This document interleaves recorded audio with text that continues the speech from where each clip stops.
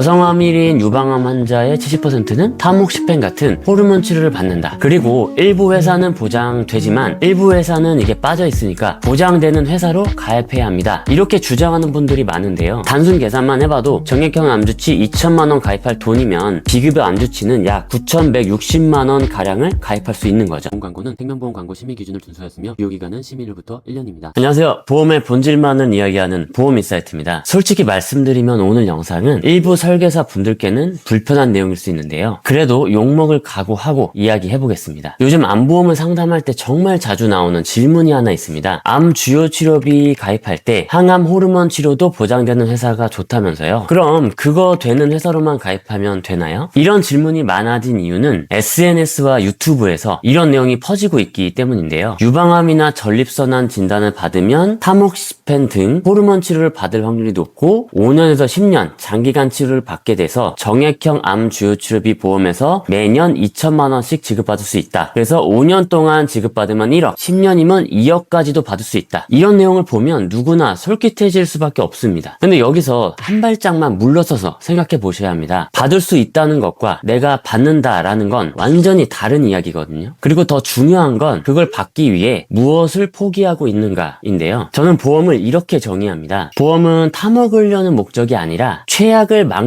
목적이 돼야 한다고요. 근데 지금 많은 분들이 나무 하나에 꽂혀서 숲을 놓치고 있습니다.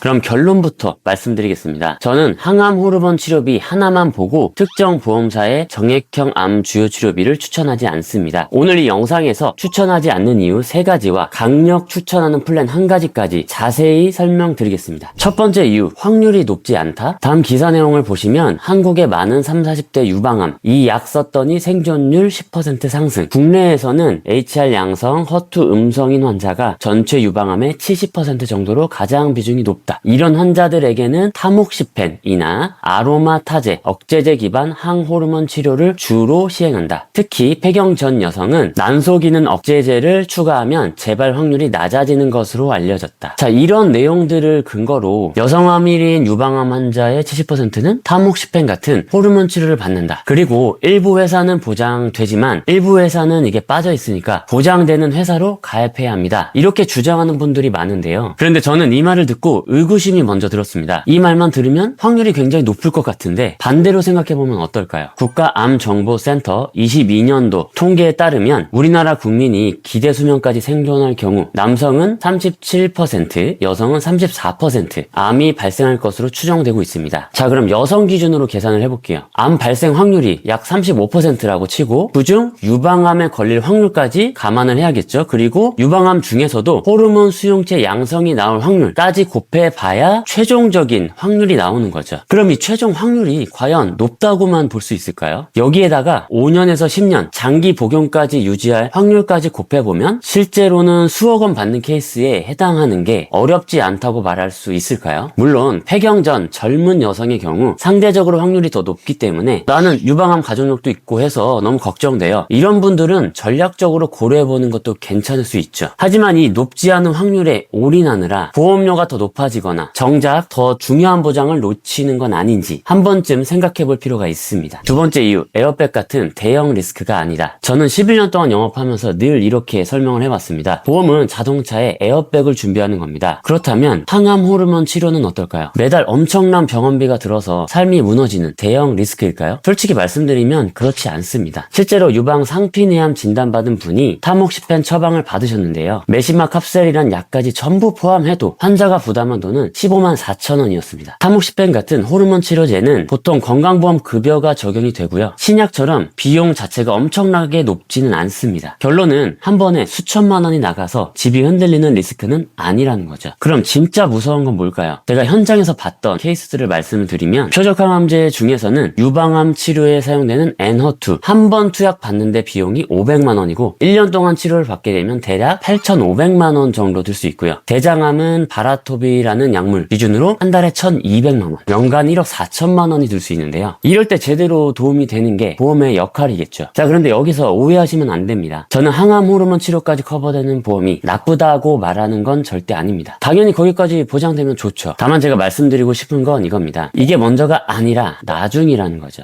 보험을 설계하는 데는 언제나 순서가 있습니다. 첫 번째, 큰 위험, 한번 터지면 가정경제가 무너지는 것부터 준비해야 하고요. 두 번째, 확률과 비용, 나한테 일어날 확률이 높으면서 비용적으로 감당할 수 있는가. 세 번째, 지속 가능성, 이 보험료로 20년, 30년 계속 내면서 유지할 수 있는가. 이 세 가지를 꼭 기억하셨으면 좋겠습니다.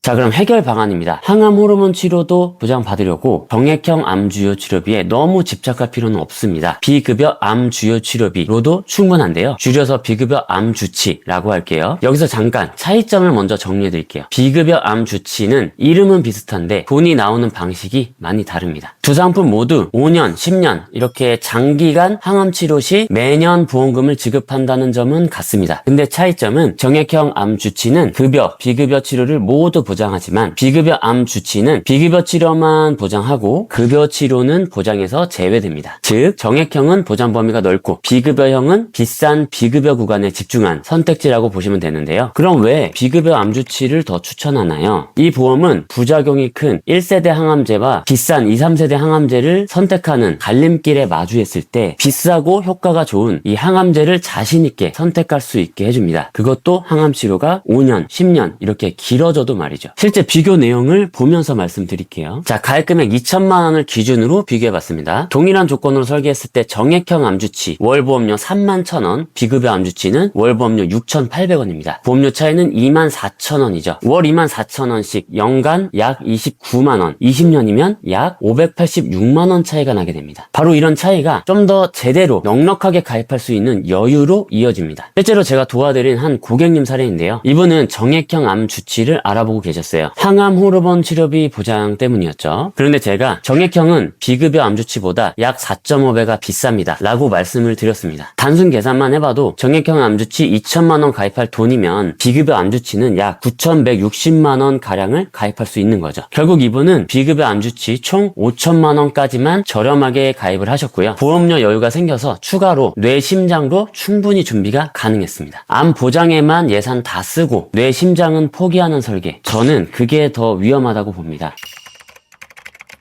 여러분, 비급여 암주치도 단점은 분명히 있습니다. 비급여만 보장이 되니까 받을 확률이 높다고 말하긴 어렵겠죠. 급여 치료로만 끝나면 보험금을 못 받습니다. 실제 저희 고객이 위암 2기로 수술을 받으셨는데 치료비가 고작 30만 원이 나왔습니다. 영수증에 공단 부담금 부분 보시면 200만 원이란 돈을 건강보험공단에서 지원을 해준 겁니다. 결국 환자 본인이 부담한 돈은 약 30만 원 정도밖에 안 되는 거죠. 이런 경우에는 비급여 암주치 보험에서 보장되지 않는다는 점도 꼭 알고는 계셔야 하는데요. 이런 단점에도 불구하고 비급여 암주치 보험을 강력하게 추천하는 이유는 보험료는 낮추면서 최악을 제대로 대비하는 목적으로는 매우 합리적인 대안이기 때문입니다.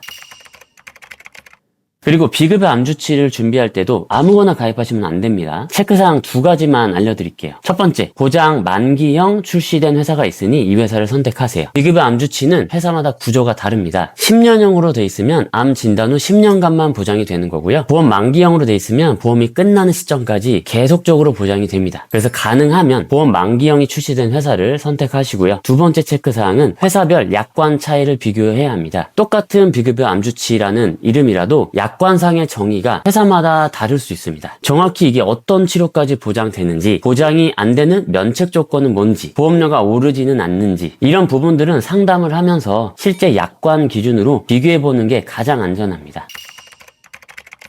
그럼에도 비급여 암주치료는 좀 부족한 사람은 어떡할까요? 가족력도 있고 여러 가지 사항 때문에 비급여 암주치만으로는 조금 아쉽다. 단점까지 완벽히 보완하고 싶다. 이런 분들도 물론 계시죠. 그럴 때는 암치료비 완성형이라고 부르는 조합 플랜을 추천드리고 있는데요. 이 플랜은 비급여 암주치를 기본으로 깔고 항암 약물과 항암 방사선 치료비, 예를 들어서 3천만 원씩 보장되는 항목들을 조합하는 방식입니다. 이렇게 하면 비급여 고가 치료는 비급여 암주치에서 커버가 되고 급여를 포함한 필요하다만 항암 방사선 치료할 경우도 항암약물 방사선 치료비에서 커버가 가능합니다. 그리고 이게 중복이 되기 때문에 비급여 치료를 했을 때는 두 가지가 합산해서 보장이 되면서 더 많은 보험금을 받을 수 있겠죠. 자, 좀 더 이해를 돕기 위해서 예시를 한번 들어볼게요. 폐암 진단 후 전이와 재발을 겪고 3년간 비급여 항암제와 방사선 치료를 받은 경우입니다. 만약 이 플랜에 가입 중이라면 항암 약물 치료비 3천만 원과 항암 방사선 치료비 3천만 원이 기본적으로 지급이 되고요. 그리고 비급여 암주치에서 약물은 연간 5천만 원씩 3년간 총 1억 5천만 원이 지급되니까 최종 합산 2억 1천만 원을 받을 수 있습니다. 만약 치료가 더 길어진다면 추가로 더 받을 수도 있겠죠. 정리하면 암치료비 완성형은 이런 분들에게 적합합니다. 첫 번째, 비급여 암주치의 단점까지 완벽하게 보완하고 싶은 분. 두 번째, 암 진단비가 너무 비싸서 대안을 찾고 있는 분. 세 번째, 보험료는 적당히, 보장은 최대로 원하시는 분. 해당 상품 내용이 궁금하시다면 영상 더보기란 링크를 참조하세요. 오늘 영상의 결론은 한 문장으로 정리하겠습니다. 항암 호르몬 치료비를 꼭 받겠다고 정액형 암 주치 보험에 너무 집착하지는 마세요. 보험료를 지속 가능하게 만들고 최악의 비급여 고액 치료를 에어백처럼 대비하고 뇌, 심장까지 보험을 균형 있게 설계해서 가져가는 겁니다. 그래서 많은 분들께는 비급여 암 주치 정도만 제대로 준비해도 충분한 경우가 많다라고 말씀드리고 있고요. 그럼 오늘 영상에서 추가로 궁금하신 점은 댓글로 남겨주시고요. 좀 더 전문적이고 디테일한 보험 상담이 필요하시면 카톡 링크로 문의주세요. 그럼 시청해주셔서 감사합니다. 보험 광고는 생명보험 광고 심의 기준을 준수하였으며 유효기간은 심의일부터 1년입니다.